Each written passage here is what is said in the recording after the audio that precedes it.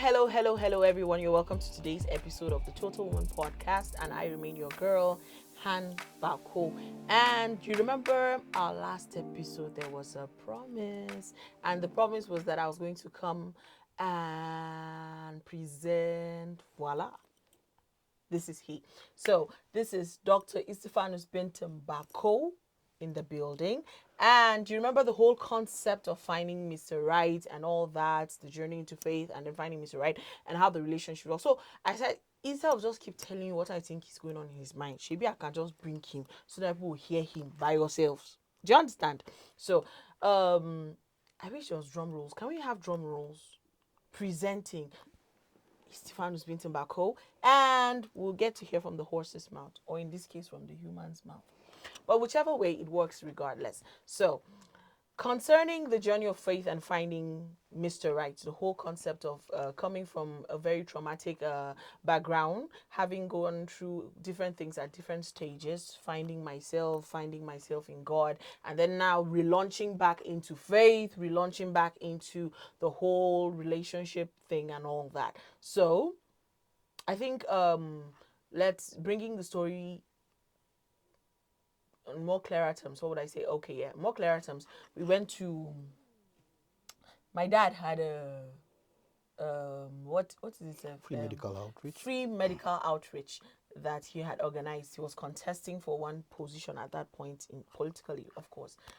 So we went to Langtang. I'm from Plateau State, Tarok by tribe, Langtang North local government, right? So we're in Langtang North local government, the general hospital at Langtang North local government at that time. So I think I left home and went to support my dad for what he was doing, and we went on. So I was handling kitchen and a lot of things. And guess what? I don't want to have to tell you what was happening. So, Istifanus Bako, that was how we met. What was on your mind at that point?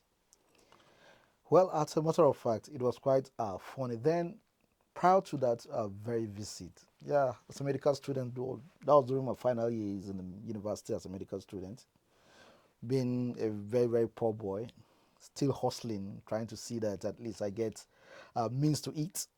Then I was called as regards that very medical outreach that this politician is organizing a medical outreach for his people and stuff like that. And a friend of mine just called my attention and said, okay, can we just get one or two individuals to go for this very program? I said, okay, it's all right.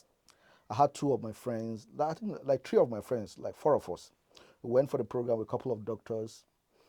That's what took me there. But before then, I wasn't in any relationship. I wasn't in any serious relationship. You were not in any relationship or in any serious relationship? I wasn't in any serious relationship. Okay, then. So there were relationships, just that they were not serious. Yeah, there were one or two, but not serious. 3 or 4, of course. But really not serious. So I was there in the medical outreach, being my single self, a couple of your friends and stuff. Yeah, first day the program went on smoothly. Second day, there's this girl that captured my eye. I was talking to a friend of mine. He was like, you don't have any serious relationship now. This girl that you're seeing that you're talking about, man, I know her father. They're family friends. That's according to my friend. They are family friends, and she came out from a very good home and stuff like that. I was like, okay, from a good home, right?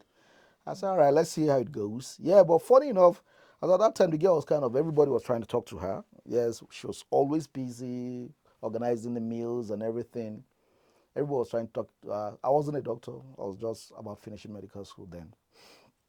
Then all of a sudden, I made up my mind. I said, I think I wouldn't want to disturb this individual that I'm seeing here because I don't know anything about her. Then I just say, okay, let me just see how to get to reach this person. If I can just have a phone number, I think that will do for me because I can pick it up from there. Because I saw that as if she's like a flower that everybody wants to talk to then. But I don't want to go into that competition. By the way, I'm very, very broke then. And somehow I believe that then, somehow you need to be okay. How can you go start competing, a medical student with a doctor that was also trying to toast her and stuff? So I let my friends out. I was like, okay, since we're leaving the next day, that's like the second day, we're leaving on the third day. I was like, let me see how I can get this girl's number. So I went to the kitchen side with the pretense of trying to get water to drink because I knew she would be there. So I went there. I said, please, can I get water to drink? Somehow she's organizing stuff with a couple of individuals. So she raised her head and told somebody to give me water and stuff. So I now asked her, please, were you the one that is cooking all of this meal? And she said yes. And in Hausa language, I was like, I was talking to myself. To istika savumata, which means, wow, Istifanus, you've gotten a wife. And she was like, uh-huh. And that was all. I said, please, can I have your number? I don't want to disturb you. Can I please just have your number? And she hesitated a little bit, then she don't give me the number. And that's the end. And that's the build up to how we got to meet, primarily talk with each other for the first time. Until the next day I left, we didn't get to talk, we didn't say anything until the whole program went on. I think we'll now continue our conversation when she came back to Jos. Yeah, so in that season, were you actually actively looking for a relationship, or it had just happened that it so happened that at that moment there was one that looked like availability and you felt you could cash in on it? No, as a matter of fact, then I wanted a relationship that is that serious because then, yeah, a couple of factors are playing in my head. Yeah, I left a good relationship and I felt then I'm about finishing school. Age is not on my side. I want to get married, and I cannot just get married to somebody that is not my kind of person. I felt I should have a relationship that at least would test it, would stand the test of time before when I graduate, because I believe that from graduation, subsequently a year or two, I want to get married. But Okay. then I was really looking out for somebody that I felt will be So you were okay, already my kind of looking person. for a relationship. Yes. So what gave you the confidence to go ahead and just ask this particular? What made you feel that she was the kind of person you wanted to be with in that moment? As a matter of fact, at that time, T, I can't really say that's the kind of person I want to be with at that moment. So it But was then a friend, basically attraction. yeah, it's And then the physical confidence from attraction. what one of your friends had told you based on the Yes, fact that she was coming from a a good good family. family. Not All as if the right. person is good anyway, because then I wouldn't know. Yeah. But she's just coming from a good family, and I felt okay, it's something that I can try. Okay. So if coming back to me in that space and time, I was on sabbatical. I told myself I didn't want to. Remember, I shared here that I was said I'd taken time off, that I wanted to be on my own. I didn't want to be in any relationship in that moment because I wanted to be more by myself, rediscovering myself and understanding exactly what I wanted, because I felt just anything was not working for me. There were specific things I wanted. I wanted to draft them out to be in sync with myself and know what exactly I was looking for. And in that season, that was when he came into my life, and I met him, of course. Of course, in that season, it was also raining doctors, most of which were his seniors, that everybody wanted. So giving him my number didn't hurt, because as far as I was concerned, in that day alone, he was like the fifth person I was giving my number to. So it was, they were even the girls in the kitchen that were working were asking me, you're just giving your number. I said, Shebi, they will be tired. They will call. If I don't pick, is it by force? Nobody's going to force me to pick my calls. So they just you want my number, take. You want my number, take. I think I had not even taken note of him in depth. But then at that point, I think I had started working on myself to get to a particular level, to see that what I actually was looking for in a man was conversation. You remember when I told you, I said one of my dreams was to marry a very tall dude. Obviously, he doesn't look very tall, right? Good. So I was looking for a tall dude. I was looking for a dude with hair. It's not there. So that's proof with it. But guess what? Over time, in staying with myself, I understood that they were more superficial than they were things that really mattered. At the crux of everything, how much of hair was important, how much of height was working it out for me. So I was actually working on myself, not necessarily because the men folk had just failed alone, but I also realized that if you wanted something different, you're going to have to learn to shop in different shops. If you wanted the level of quality, then you're going to have to go to qualitative shops to buy. You don't just go to any shop and buy, look for what you're looking for. And I was working on myself. So in that moment, the first impression I got of him was not something that was going to encourage me much to date him, because he was short, he he was bald. And then I had this thing against doctors. I didn't like doctors. I always felt that I wanted somebody who um would be more involved in my life. I wanted somebody who would actively participate in my life. I didn't want passive participation and just, well, when I look at it critically, actually that's my life now. Active passive participation, and you would just live life by correspondence. As I'm saying it, I'm feeling bad for myself, because that's exactly my life currently. But okay, so my first impression of him was simply not it for me. And then he was a doctor. It was not working for me. Most doctors I've met were very obnoxious. They were high-handed. Just they felt like they walk into a room and they feel like they're the most intelligent in a room, and all of you that read they make you feel as if you did not read anything that is not medicine, it's like you read sweeping or mopping. You understand? Or something as mundane. I don't want to even say arts, theater arts or something. You make you feel as if we would go and just we're dancing, we're playing, where we're just, So most of my encounters with doctors, medical doctors to be specific, were not very good ones, and I didn't have so much high respect for them. So the moment I saw, even though he was not yet the doctor, but by the conversation with him over time, I realized he was very passionate about what he was doing. So it was not really working for me. So, but my first impression of him was not particularly interesting. But eventually, my reality changed because this guy he calls me almost every day, and he makes a point of duty to call me in the morning. Then he calls me in the evening. He calls me in the morning. He asks how was my night and all of that in the evening. And guys, usually when they want to ask you out, is how are you? How are you? How are you? How was your day? They're not even listening to what you're saying, because if you ask them the question later, you're talking, and you ask them on line 3, they were not even listening. But this guy was actually listening. And if he comes in the evening, he asks me whether I was able to achieve all the things that I had set out to do. How did it go? I'm exhausted. Oh, sorry about that, and all that. And we got into a very comfortable friendship. And in that moment, I began to see that what I was looking for in reality was not all that I had listed out. What I was actually looking for was the participation I was talking about. I actually had it, because this one was actually taking note of everything that was on my mind, everything that I was saying, and he was actively part of my life. And we had gotten so comfortable with one another that I could literally tell him everything. So the first thing that we developed was a good friendship, and that now became my reality. The friendship became so valuable that I was not sure I wanted to lose the friendship for anything else. So what was your reality when you met me? What was your definition of the ideal woman, and what was your reality?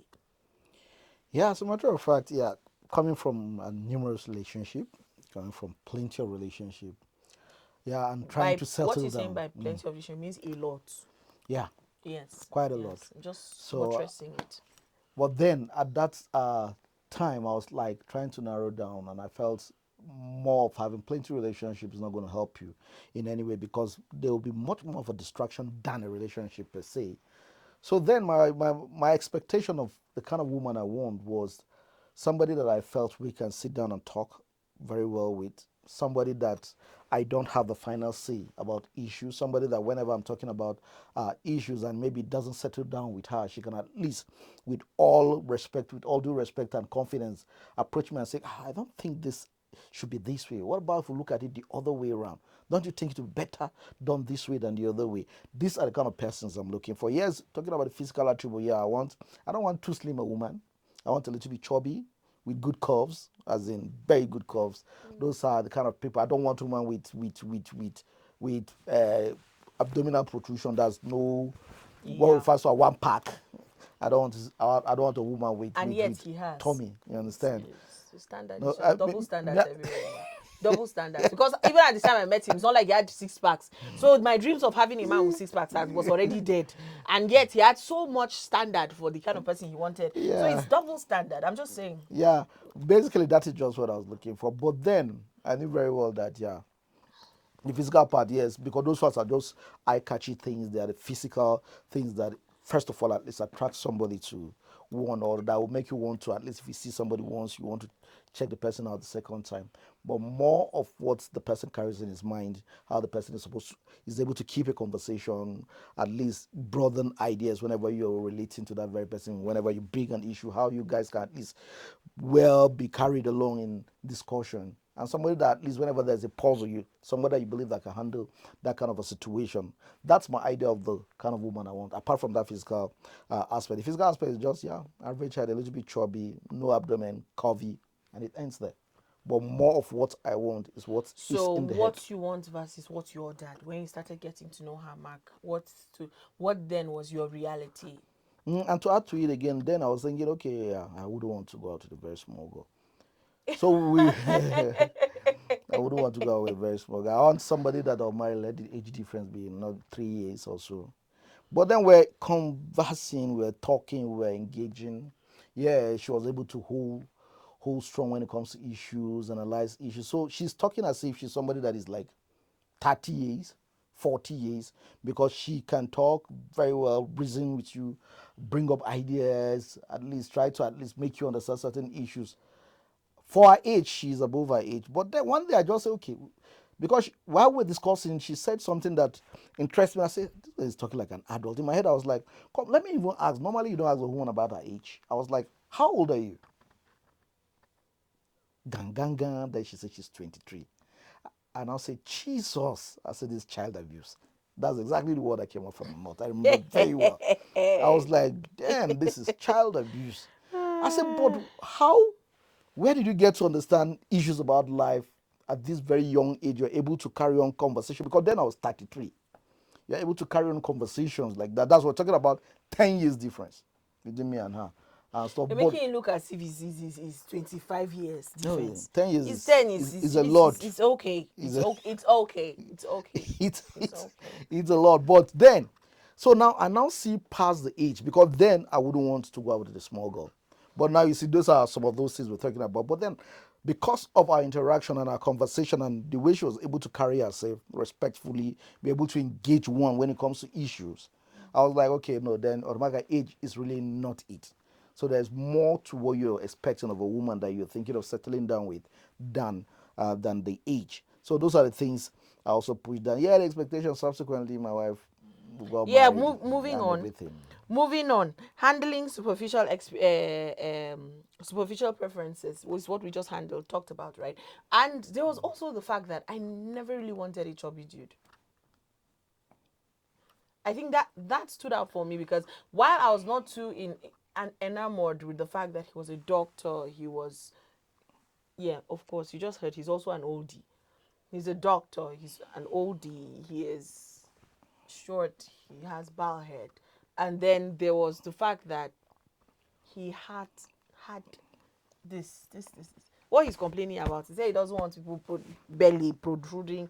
I have an excuse, I gave you children. What's your excuse? Before I married him, it was already there.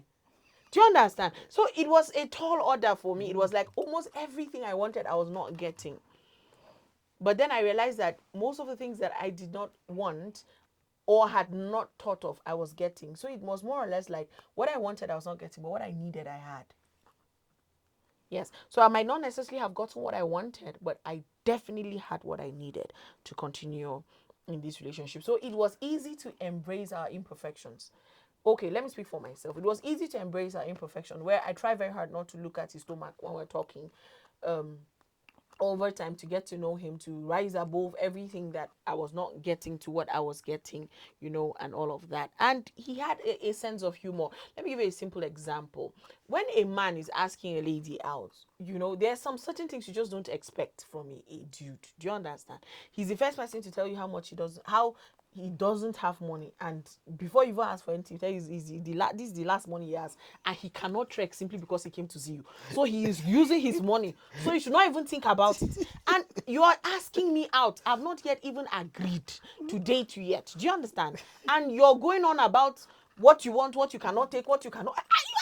That's audacious for a dude who is still asking me out. And one of those mornings, and I love, well, if you're in Nigeria and you're in Plateau State, in terminals, there's this place they sell okpa. I think it used to be 50 naira then, right? I think it was 15 naira. Then there were the smaller ones, the big ones were 15 naira. Then the smaller ones were 20 naira. So this dude said he was coming to my house in the morning, and it was on a Saturday. We were spending the weekend together, and the distance between my house and his was quite a distance. So I said, since he's coming through terminals, can you please buy me okpa and bring? I love to eat it. And he said, "What's okpa in English, really?" It's okpas. Bambara not what? Cake. Bambara not cake. Alright. Yeah, Bambara not cake, just like a bean cake and everything. Yeah. So maybe something like that. Whatever it is. It was okpa. Anyway, we know okpa. So I told him to buy it, and he told me there's no. He said he cannot buy me anything because he doesn't have money. I said, are you going to fly to come? Maybe you have transport. He said yes, he has his transport. I said, okay, can you use your transport to buy? On arrival from the door, I opened the door. Welcome, dear. The first thing he told me, said, let me just give him his transport. This is 200. I should just give him. Let him be putting it in his pockets now, because he doesn't want to hear that he's confused by love. and he did not come and ask me for his transport, then he will find himself having to trek from my house to his house. He's not going to try it. I should give him his money. I think that cracked me up on levels that I just felt he was just too unserious for a man who wanted to date me. And after giving, I went to my purse, picked the money, I gave him his 200 naira. The problem was that he said, "Oh, yeah, and I should go and bring plates so that we should eat the okpa." He sat down and ate the okpa that I paid for with my money. He ate it with me and went on to continue as if nothing happened. So how far am I going to date him or not? And with all of it was the audacity for me. It was the brutal honesty for me. It was so it's like I really did not factor all of this while thinking. And I think this goes on to talk about generally for people. Most of the times what we are looking for is not necessarily what we need. I think that's what I want to say. Most of the times what you're looking for is not necessarily what you need. And I think for me, faith played a major role in that, saying that I felt that this was me trusting God to give me exactly what I needed. And trust me, it's not like it was still funny. It was very difficult for me to be in the same space with him. It was still very difficult.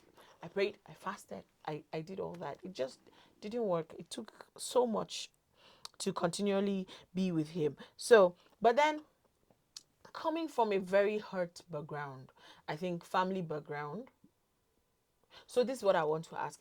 How much of my trauma did you end up knowing in, all through my life? How much of my trauma did you go? How did the relationship evolve? How much of me did you end up getting to know? And how did that affect you as a person? Yeah, as a person, generally, every other person has his own baggages. Yeah, I grew up all of my life trying to see that at least I make ends meet. Life had never been funny in the generality of times, interaction and everything. So that on its own has already programmed my person for many challenges that I might see in life. And somehow, some of them, when they happen, I just see them as something that had happened before. Deja vu because of experiences. So most of them, I don't take them to heart. So somehow I'm already built on how to handle them before they even happen So you have and shock stuff. Yeah, absorbers. that's how I grew up. Okay, yeah, that's talking about growing up as an orphan. Immediately after finishing secondary school, and you don't have anybody to, but then you're able to fight yourself through to to that point in life whereby any other thing that comes is not surprising. Yeah, getting to So meet you. if you came from that journey, wouldn't it be right that maybe you'd have been looking for a person a little bit more ideal with less drama and with less baggage? No, that's not me. I know my life, irrespective of where I'm coming from, I know I'm heading for something big. And I don't, at that time, my psyche, I've never envisaged anything. I believe that whatsoever I want to achieve in life, I will achieve it, except I don't want to So achieve it. whatever baggage you felt you could handle. There is nothing that I Oh, okay. believe that I cannot handle. Going So on. you understand? So coming from that background, automatically with the experiences and plenty of issues that you've been able to counter. Yeah, meeting Handmag, interacting with her. The first time I started talking about relationship, she's that scary individual that is scared of intimacy at that time. Yeah, when I talk about relationship, she tried to dodge the talk. That she don't want to go into any relationship. She rather that we become friends. She prefer me as a friend. In my mind, I was like, "Are you crazy? You think I'll toast you and think, well, I'm just relaxing the fact that we should just be friends." But I know with time we'll get there. Okay, we'll keep on gisting and everything. She'll come up with gist. We have fun discussing as friends than even when we became very intimate. And I think that's one thing that worked for me because I'm not that regular guy. I don't think I'll meet a woman and I felt okay. It's like this person might be interesting. I don't rush into things. I want to at least have you close, make you understand me, just as I'll also give you time to also get to understand. Because when you're friends, you're very much more real than just kicking off as into intimacy. There might be pretense and everything. And because of my experience and everything about life, I felt okay. No, pretense is not one thing I'm good at. I'm being very, very real. And maybe some people will say, okay, is that your tarokish nature? That's the taroking you and stuff like that. But for me, I think whenever you try to pretend, you have plenty of baggage. Automatically, you have to at least still pretend to cover that pretense. And I think it's a lot. So this is me, take it or leave it. It's much more easier for me. I don't have room for pretense, so it wouldn't be a burden for me. Yeah, with Hanma, yeah, from family down there, yeah, dad, mom, she's the only child. I was like, okay, only child, that'll be less stress. Yeah, that'll be less stress somehow. Only child, yes, yes. There'll Eh, be less of a why would it stress. be less stress? Yeah, I mean, Subsequently, maybe I might not be having other responsibilities to handle except handmark and stuff like that, plus or minus a father, mother. I think it will be less stress. Okay, at least you get the opposite side. Looking at my own side, the baggages you're carrying. That's much for you. You understand? But from your own side, the baggage I'm getting from you, It's funny enough, nothing. is less. It's It's not really a nothing. problem. It's You nothing. understand? So that's the other side of the whole thing. Yeah, life, relationship experiences. Yeah, even to the I can remember one of those issues. Maybe you then growing up as a child, rape. Funny enough, we're able to talk extensively. Did we talk about all those things before we started dating, or was it No, after we some of were them come dating? when we're dating. Some of them came when we're dating. While more of your relationship passed and everything, we started it up while we're still friends. Because that's when you were so open and everything. That started when we were friends. And we'll go in depth to nitty gritties and everything while we're in a relationship. Because then somehow I've already had that picture in my head about, okay, man, I think she looks like a good person. And I think she has most of those attributes then of a woman that I want. Physically, beauty, she was a little bit chubby, curvy, flat tummy. That was before Jason and Jodiah. So she was just I don't my want to ideal say person. before Jason and Judah. I say before my children. Yes, you Yeah. shouldn't say before Jason and Judah. It should be before my children. So then, yeah, Yeah. so for me, I had everything going on for me, in as much as very, very many things keep happening along the line because there's no perfection to relationship. We know very well that because and I already have this idea in my head that I'm not expecting to see a perfect human being, in as much as, yeah, more of what I want is what I get.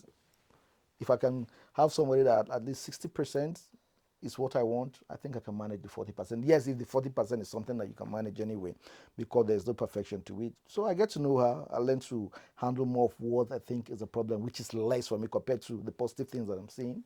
So I think that's how we just kick it off. And that's how, So do you think that okay? And then she was handmark, the handmark you're talking about, which is me of course. Okay, so I was rediscovering myself based on trauma and a lot of things, and faith had to do a lot with what I believed and where I stood at. So how did that sit well with you? My faith.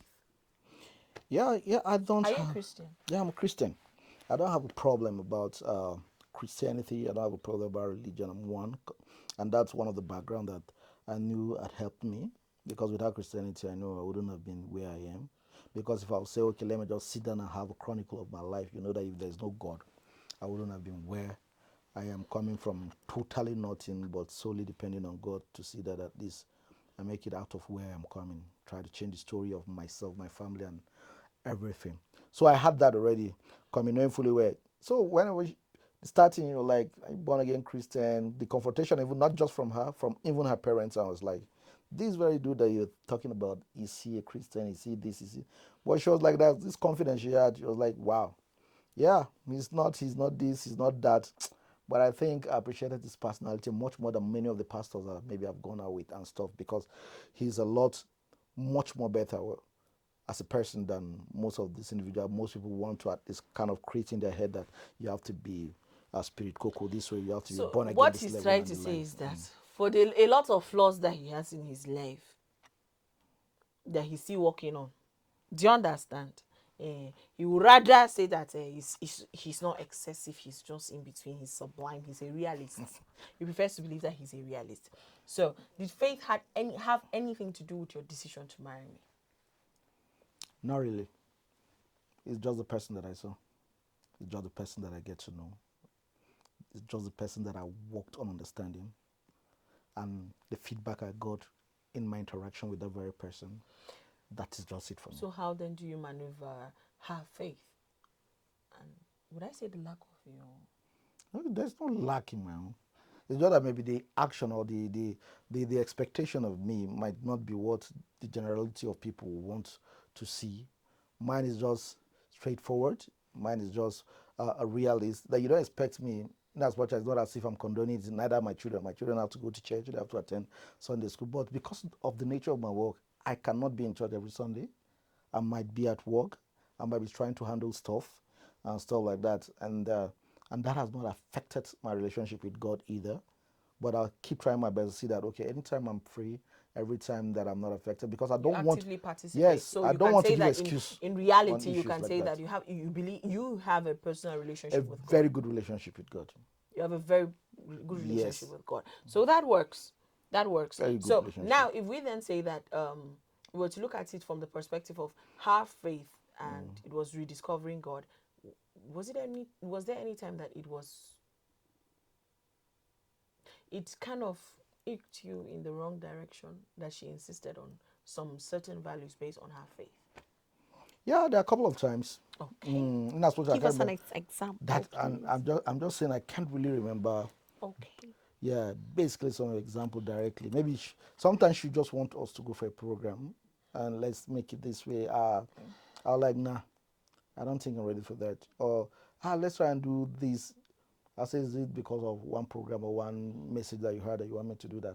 I'm not doing that. Sometimes, if it is because of maybe she was just trying to try something that maybe she happened to, because she's wild. She reads excessively, and she watch very good programs that try to, at least she always try to try something new and stuff like that. Yeah, she Don't be keep saying I'm wild. When you're saying I'm wild, they might have a different no, impression of the this while I'm wild. talking about, you trying to know new things, try to at least accommodate new things that are positive. Because I know she's much more spirit cocoa than me. That is, she's Please much more. don't do that. Don't do that. Don't do that. Don't do that. You Don't do understand? that. Don't do that.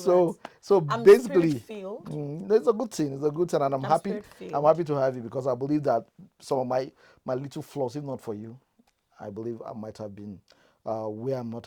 Where I am today. I might have strayed along, but I believe for your prayers and interaction, I'm here today. So those are just some basic things. Maybe not wanting to do certain things, certain way, the way maybe she So, wants to. if I were to say that in reality, faith played a major role in me eventually dating you, because I just couldn't rise above my trauma and my fear for relationships and my fear that you would mess up and my fear for a lot of things, and I couldn't rise above it. But faith had to play a major role, that I chose not to trust you but to trust God instead, and I felt that he had led me to you, and I was comfortable in his choice, that even if it failed, I believe that there was no failure in God. So how does that make you feel?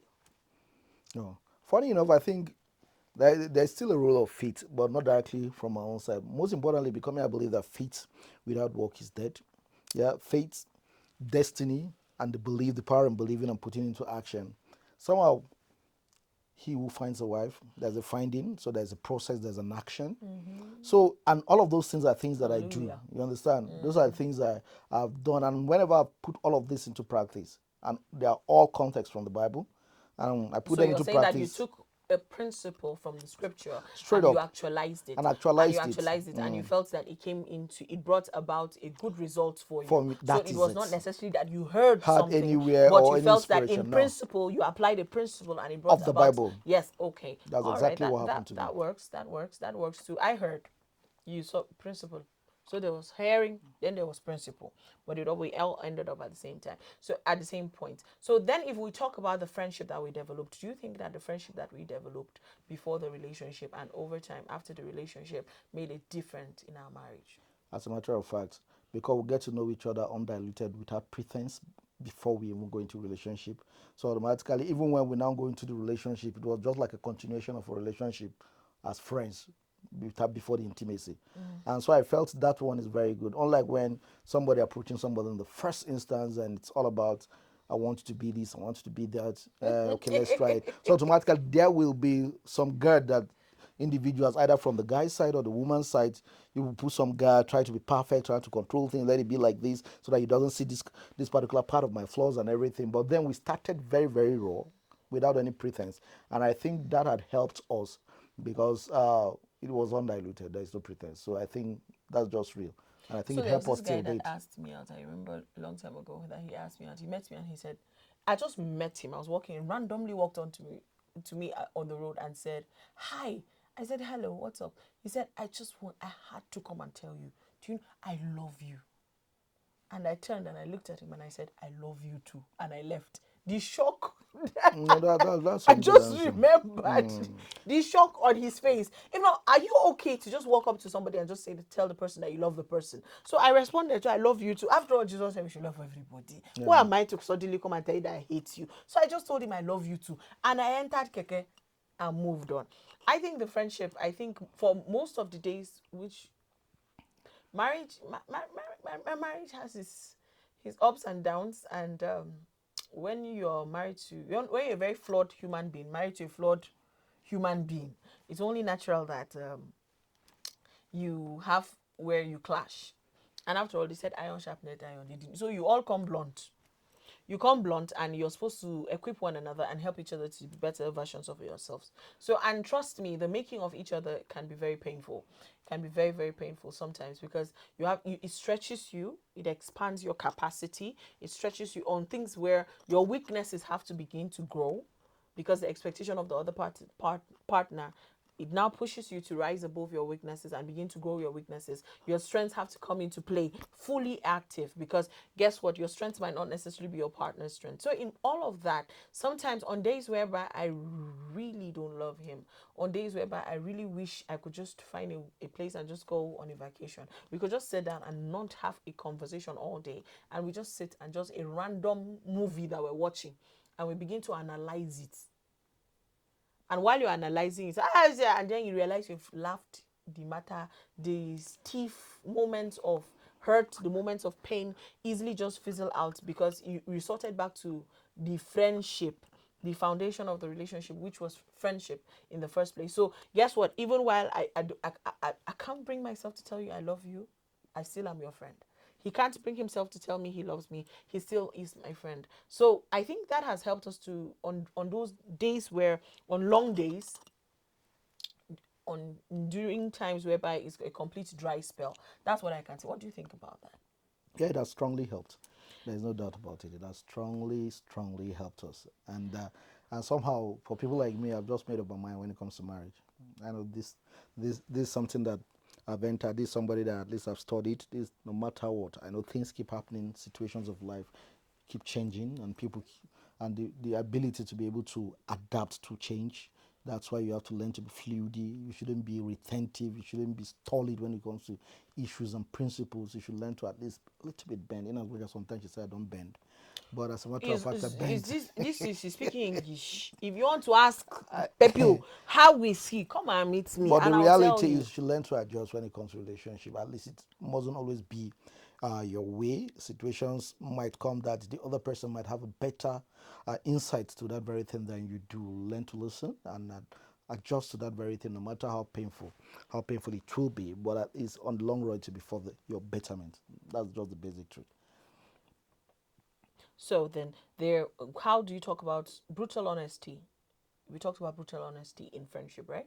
Then we went into relationship. Then now marriage. Do you think that the brutal honesty still is supposed to still be obtainable in marriage, or it should be non-existent? Maybe now we should be better versions of ourselves and not be the hard truth and honesty Brutal and all of honesty that. should be a basic thing for life, because whenever you're not honest brutally, that's when some unexpected, unplanned expectation come into play. The other person will be thinking he's supposed to be like this. You don't create things in your head and expect the other person to be like that. No, you should be open. Whenever situation comes that you're not comfortable with it, meet out your spouse with all humility, with all due respect. Sit down and talk about it. Look at the environment at that time. See, maybe is the person a little bit tensed up or not? Call him when at least he's at a better situation. Sit down, honey, sweetheart. This is it. This is why don't you say it the other way? But down to at least hold those things in your mind, and somehow be having the expectation in your head that okay, he's supposed to understand that this is how it's supposed to be, or these are the things I'm expecting that it's supposed to be, without even saying anything to the other person. As a matter of fact, brutal honesty should be one of one's emblem to be carrying all over So, till the day. but in situation scenarios, especially in marriages now, when you look at it critically, you cannot say brutal honesty really works for everybody. I think it should be there should be Yeah, peculiarities. that's why. There are people who you see, I don't think anybody hearing you now knows that you don't have a problem with self-esteem. At You don't have all. you don't, do you understand? You're very comfortable in yourself. Guess what? anybody listening to me over time realizes that my confidence cannot be shaken simply because of what your opinion. But guess what? There are people that are still working on themselves from those departments. So I think that if somebody who is still struggling with low self-esteem and you're brutally honest, it might actually just break the No, person. Everly, And basic thing, then you should know each other. then there is the ego of a man You should know that each can other. most at times cannot handle brutal honesty. The typical African man, the woman should not be more intelligent than you. The woman should not know too much. You are the final say. Like my husband That will is not always say, marriage. Veto, That is not marriage. If you're the Nungwan dimension that is not that marriage.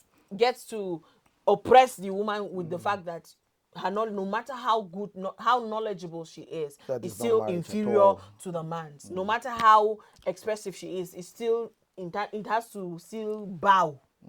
That is importing some mundane cultures into your marriage, Which takes me to the whole concept of the myths. There are myths, a lot of myths and those are around the things. African marriage. Those are like a couple of days ago, I was talking to somebody. I said, yes, I love the African culture, but there are certain things that a bunch of illiterates and people that are not around when computer is existing will make for me and expect me at this particular time T, where information is at my fingertip. I have to follow exactly what they've been doing. With that don't even know what is, that cannot spell is as is, and these are the same thing as they're expecting me to still be doing till date. I wouldn't do that. That is the height. Automatically, the whole essence of my education, the whole essence of my interaction is defeated. So you don't carry some things into marriage. See, your ego, you should keep it down. This is your wife, this is your family. You should sit down and really reason out. Yeah, just like we're talking about the stairs, the brutal honesty, you should sit down and understand each other.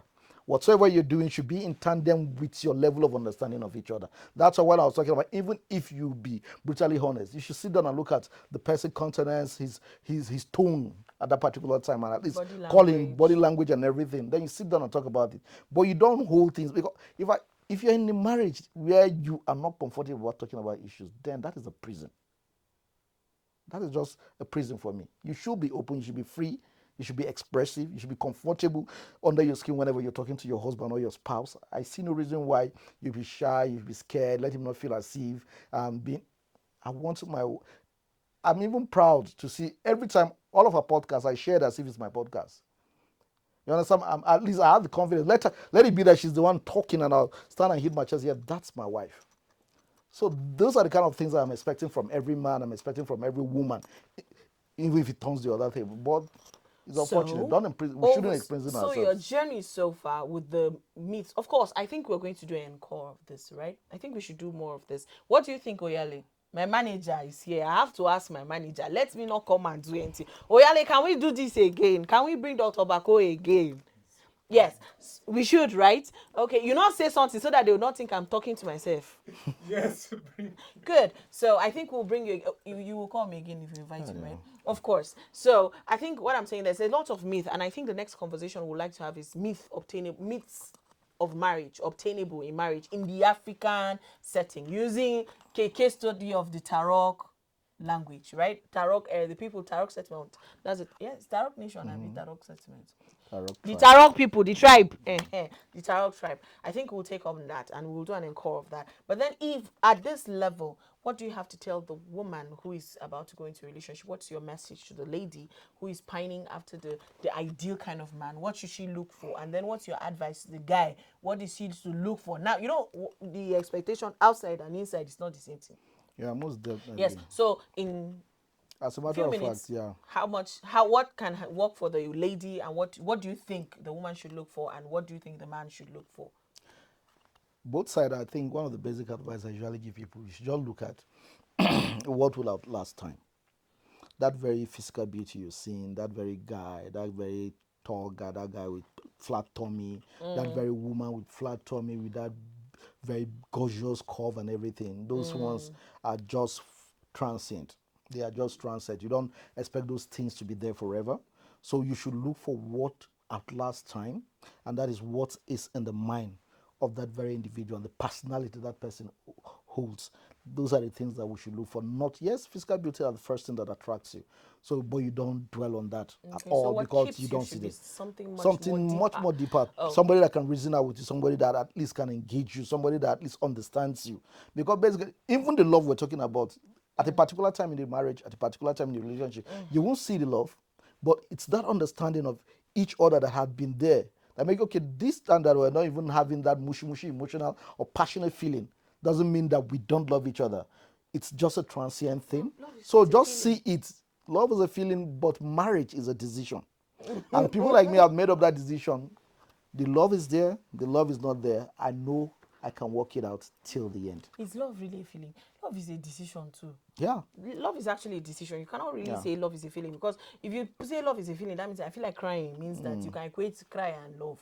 You can equate the ability to go to poo. It's a feeling. It goes away. So basically, that is it. That's the summary of it. So if I were to say one thing now, it would be that I think it's a growth. For me, one thing that has changed, I was talking to a particular lady yesterday, and the only thing I had to tell her was this. She said she wanted somebody who was a Christian and all of that. And I told her, I said, there's something I've learned about men, is that men don't evolve as quickly as women do, which means that the woman marries first, she leaves her father's house, she comes, she adapts immediately to being a wife, eventually adapts to being a mother. She's so used to change that it's not so hard. Of course, I'm talking about the normal people. Yes, of course, I'm talking about normal people. There are people that we know that it's very hard, and it's not my place to tell you yourself. You know yourself. But by virtue of being a woman, do you understand? There are rapid changes, and so it's easier for a woman to change over time than for a man to change over time like that. His change is not as drastic as you came and met him, you became a mother of his children, you went through breastfeeding, you did a lot of things like that, and all of that. So it's easier for a woman to change. So if you say only the knowledge of God that he had 10 years ago and he came and even knowledge is progressive. So I would advise that with the man or woman, what you should be looking for is a person who is teachable. What you should be looking for is a person who can adapt. What you're looking for is a person with a growth mindset, who doesn't believe that any strange knowledge, as far as it was not obtained in their father's time, or what his mother told him, or the only thing that the woman is willing to bring to the table is how her mother told her how to be a wife, that as a man, this is what is expected. There's no prototype. And I think when we disillusion ourselves before we enter, it helps us better. When we walk away from a lot of myths and expectations that are usually not as very realistic, and especially since the expectations that are from the outside are not necessarily one size fits all. Every man comes with peculiarities. Every woman comes with peculiarities. There's what pressure does to a person that makes the person snap. There's what pressure does to a man that makes him snap. A lot of things. So I would advise that it's a growth mindset. Faith is important. But if you base it on only faith, you miss it, because there's character, and it's how people react to situation that tells you the character that is on the inside of them. Because your character is not written on the forehead. You can't see goodness. You can't see nice. You can't see polite. You can't see how I can talk. You cannot see whether I'm rude or not. It is shaping until we have problem that you know that this girl is very rude. Oh. So it's over time as you relate. So friendship is develop a friendship, get to know each other, brutal honesty, but above all, seek out the values that really count. Which one of them major is faith is important, but also other things are also important, e.g. character, e.g. growth mindset. And that's what I think I would leave us with. So if you really enjoyed today our conversations with Dr. Bako, did I mention that he's my husband? Did I say that? You're just saying it now, but they understand. By They do virtue of the understand. discussion. So he's actually my husband. And this is my husband's man. So if you actually enjoyed our conversations, please follow us on Facebook and Instagram on the Total Woman Podcast. Follow, like, share, subscribe, whatever works for you. And guess what? We'll do this some other time and more time. But I would like you to reach out to us on our social media platforms, telling us about different marriage myths that you thought were ideal and things that you were expecting, and would love to hear feedback from you. Would love to tell you what we think about it, taking notes and cognizance of the fact that whatever we've said, we're not saying it's a hard and fast rule that this is what must be obtainable in another person's marriage. We're talking about what worked for us. So disclaimer, I'm not saying you must go. If your husband cannot handle brutal honesty, please find what works for you. If your wife cannot handle it, find what works for you and help each other grow in different aspects of your lives. This is what worked for us. So we hope that we've been useful and we've been helpful to you. And see you next time. Peace out. Bye.